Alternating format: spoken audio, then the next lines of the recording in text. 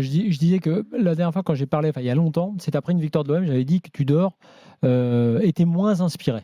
C'est-à-dire que je trouve que ça s'est fait par petites touches. J'avais dit une autre fois dans un autre avis, Tudor, redeviens toi-même, parce que je trouvais qu'il redevenait un peu trop gentil par rapport à ce qu'on lui disait, de faire, de ne pas faire. Donc là, il s'est encore justifié sur Vitinha, pas Vitinha.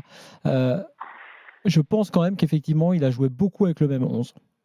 Il ne s'est pas servi du banc alors qu'il a demandé des C'est pas vrai, recrues. il a rarement aligné 2 fois le même 11. Non, Et pas deux et fois je le même trouve 11, mais il n'a pas utilisé je trouve que moi, Vitinha, Unai et ses recrues suffisamment, ouais, les mais je trouve recrues du que mercato d'hiver. ça c'est un vrai débat, mais je trouve qu'on est dur avec Tudor de ce point de vue-là parce que, et Eric Dimeco en parlait tout à l'heure chez Géraud Bretagne,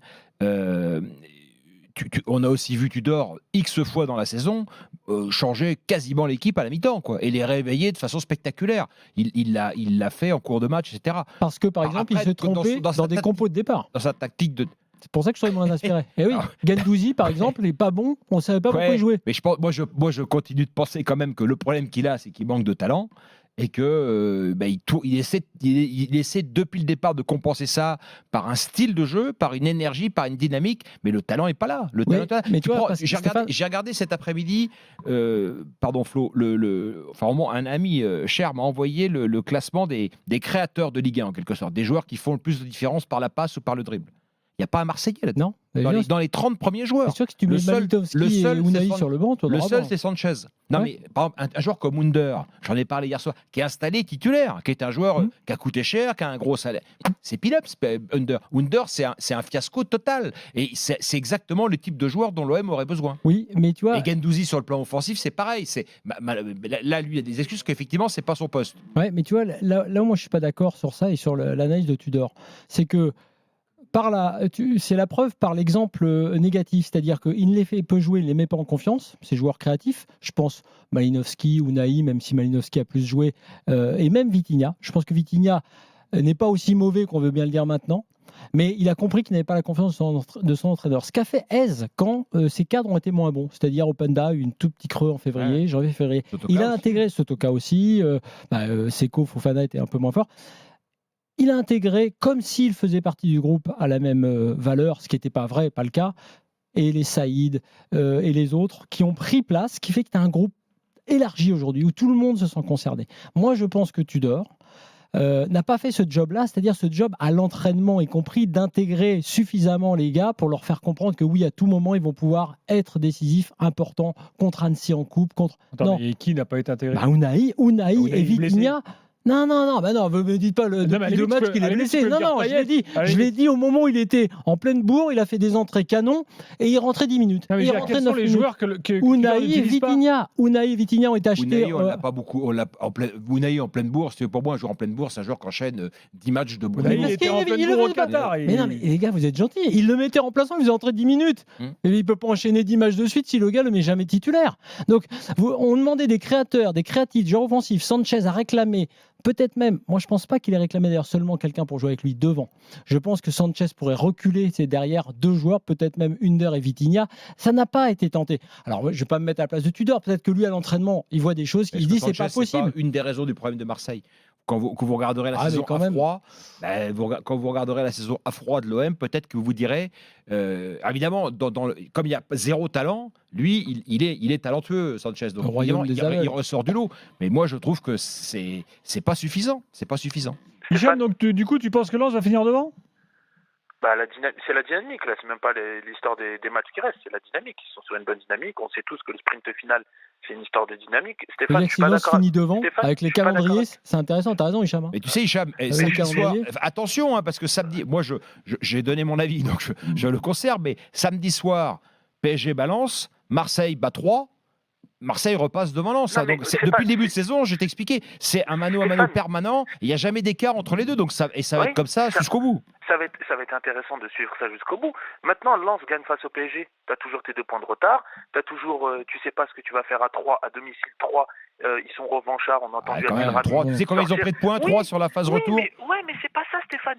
Non, mais quand même, c'est une donnée quand même. 3 sur la phase retour, ils ont pris 3 points. Oui, mais Stéphane, moi qui regarde tous les matchs de l'OM, surtout au Vélodrome, je te dis, c'est compliqué. Tu joues, et je suis pas d'accord avec toi quand tu dis oui, on n'a pas de talent sur le banc dimanche soir. T'as Malinowski, t'as Payet, t'as Vitinha, t'as Mbemba. Qu'est-ce qu'ils foutent sur le banc? Ouais, À un moment donné, Mbemba y a sur pas le de- banc, c'est vrai. Ouais, que Mbemba, c'est vrai que c'est un sur le bon banc. point. C'est incroyable. Mais oui, mais Faut si être tu veux, professionnel. quand je dis tu dors, Hicham. Je termine juste Ouais, le vas-y. propos. T'as quand même un mec. Enfin, je sais pas si Stéphane, tu l'as dit à l'antenne face à Tottenham. L'OM joue à 10. Balerdi, offensivement, il sert à rien. Et défensivement, il sert à rien. Non, Hier, c'est- tu regardes le match de Balerdi. Stéphane, je reprends tes propos. C'est tous les matchs une catastrophe. Oui, mais Et tu- c'est quoi, Hicham. c'est son beau-fils? Oui, mais si tu Il veux, veut pas Balerdi, le dire. Balerdi, moi, je comprends pas effectivement qu'hier, il ait pu être préféré à Mbemba, à part une raison physique. Mais c'est pas le débat qui te permet de te dire pourquoi l'OM à domicile prend pas de points. Alors peut-être que la question elle se pose pour Payet. Est-ce que Payet il est fini, il est terminé, ou est-ce que Payet il a été effectivement mal utilisé pour Tudor pour être important et impactant dans une période comme ça? Parce qu'effectivement, tu te dis quand même Payet en Ligue 1, ça doit quand même être capable de faire statistiquement, ça peut pas être pire que Under. Hein. C'est pour ça que, juste pour finir, Gilbert, je Vas-y. disais juste que je pense que Tudor est quand même, et j'en reviens à ça, tu es responsable à ce niveau-là quand tu n'élargis pas suffisamment ton groupe. Tu parles de Payet, c'est un bon exemple. Tu vas pas me dire effectivement qu'il peut pas rendre des services. Tu parles de Malinowski sur le banc, Mbemba. Comment veux-tu te passer du meilleur joueur qu'a recruté l'OM cette saison? En fait, c'est le joueur clé, à mon avis, qui est à la fois bon défensivement et offensivement. Et je redis un truc, Flo, là-dessus, c'est que non seulement Mbemba, par sa performance personnellement, et il est capable d'apporter un surnombre offensif, il l'a très souvent fait dans les matchs de l'OM, et Klose est moins bon aussi sans Mbemba. Et Klose, je parlais des joueurs de l'OM là, dans les 30 meilleurs créateurs de Ligue 1, Klose est dedans quand même. Hein. Et je pense aussi, pour finir, que même pour les joueurs, quand tu es sur le terrain, et quand tu vois, parce que tu as raison, il a changé ses équipes. Je dis juste qu'il n'a pas élargi le groupe suffisamment, il n'a pas intégré dans ce groupe. Mais il a changé ses équipes à tel point qu'il y a aussi des incompréhensions. Il y en avait sur des titularisations de Guendouzi quand il n'était pas bon. Je parle au sein de l'équipe. Et je pense que quand même Mbemba n'est pas titulaire, je pense que c'est le genre de joueur avec qui que tu aimes bien avoir derrière toi dans une équipe comme celle de l'OM. Bon, alors, tu voulais parler des fameux challengers qui sont pas au rendez-vous. Bah oui, vu la saison. Tu fais la liste déjà voir de qui tu parles. Du PSG, tu Oh veux dire oui, Challenger, très simple. Enfin, moi, je me suis arrêté à OM, Monaco, Lyon. Mhm. Je les avais mis cet été dedans. Lille. Et Lille et Rennes. En termes de budget aussi, pourquoi pas. Enfin, entre guillemets, Challenger possible. J'ai envie de leur dire, qu'est-ce que vous avez foutu? Parce que cette saison, vu le bordel au Paris Saint-Germain, je retrouve un peu le discours, je comprends le discours du Lensois, même si effectivement il s'enflamme un peu par rapport à son budget, mais oui, il se dit, c'est con quand même. L'année où le PSG s'est fait un psychodrame, enfin un de plus, mais terrible, il y avait la place. Et d'ailleurs, l'OM... Juste... Ouais. Non, vas-y, non, pardon. Non, vas-y. Hein, non, parce que le PSG, quand même, ouais. s'il termine le championnat comme ça peut être possible, c'est-à-dire qu'ils peuvent gagner leurs 7 matchs, 8 matchs qui restent, ouais. c'est 94 points quand même. C'est 94 points, mais justement, voilà. tu me permets... C'est facile d'aller les chercher quand même. Non, mais c'est quand même intéressant de regarder justement avec combien de défaites ils ont terminé les différents championnats depuis sous l'ère qatari. Et la plupart du temps, quand ils ont été champions, c'est-à-dire la plupart du temps, c'était plus souvent avec 2, 3 ou 4 défaites maximum. Il y a certes eu la première fois, c'est-à-dire en 2013, leur premier titre sous l'ère qatari, 5 défaites, mais sinon c'est 2, 3 ou 4 défaites. C'est-à-dire une équipe plus impériale que ce qu'elle n'est cette année. Donc oui, effectivement, je dis aux challengers, c'était l'année ou jamais, et avec des effectifs, certes pas tous flamboyants, l'OM, tu as raison, c'est pas suffisant, mais l'OL avait le moyen d'embêter le Paris Saint-Germain. Monaco, je pense surtout à Monaco, avait le moyen. Monaco aujourd'hui, puisqu'on parlait des défenses, et tu as raison Stéphane, il faut souvent une très bonne défense pour être champion, dans les 2 premiers, à 40 buts encaissés, là, je crois, ou 42 buts encaissés. Monaco, Flo, cette année, tu mets Brice Samba à Monaco. Oui. C'est eux qui sont en train de challenger le PSG. Ah ben non, mais c'est sûr. Non, il y a d'autres choses. L'impact de Brice Samba sur la saison de Lens. Les compos de Clément aussi et Ben Yedder sur le banc. Stéphane a raison, mais même sans mettre Brice Samba, c'est le transfert de l'année, Brice Samba. Mais Lafont, Cels, ou je sais pas qui. Donc en fait, c'est pour ça que je dis aux challengers, le PSG cette année, là, à l'heure où on parle, a déjà ses 5 défaites. 5 défaites, t'es un peu sur le truc, le tournant. C'est-à-dire, au-delà de 5 défaites, ça peut devenir compliqué. Tu vois, le PSG, quand ils ont été battus, quand Lille a été champion, le PSG avait 8 défaites. Les 2 autres fois où ils n'ont pas été champions, donc sous l'ère Qatari, avec Montpellier en 2012, 5 défaites, avec Monaco, 5 défaites. C'est-à-dire que tu rentres dans une zone un peu compliquée. Et c'est cette année-là où le PSG a donc déjà 5 défaites à 8 journées de la fin, donc toi, tu penses qu'ils peuvent faire 7 victoires ou 8 victoires, mais ils peuvent aussi en perdre un ou deux. Vu ce qu'ils montrent en ce moment, voilà. Il y a plus de certitude qu'ils en perdent qu'ils gagnent tout. Contre Lens, par exemple. Donc, c'est vrai que c'est peut-être pas terminé. C'était l'année ou jamais. Et j'en veux pas à Lens, puisque Lens, on l'a dit, fait le maximum. J'en veux donc aux vrais challengers.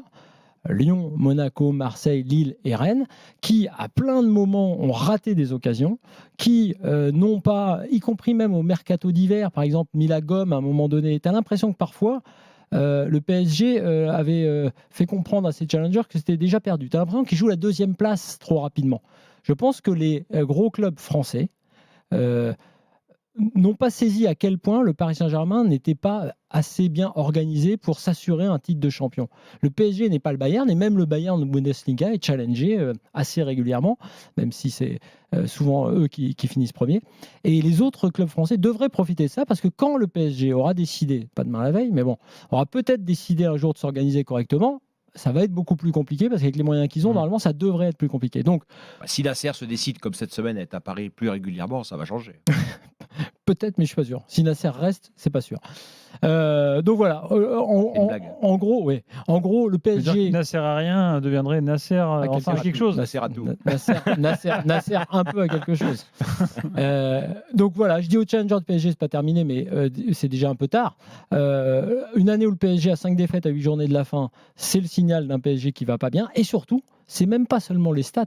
C'est aussi ce qu'a montré le PSG. Parce qu'il y a plein d'équipes qui se sont régalées contre le PSG cette année. La preuve en est Rennes qui arrive à battre le PSG, alors que Rennes ne joue pas très bien en ce moment. Donc c'était l'année ou jamais. C'est vrai que même le match contre Nice, c'est un match un peu bizarre, tu vois, que le PSG ne maîtrise pas du tout de bout en bout.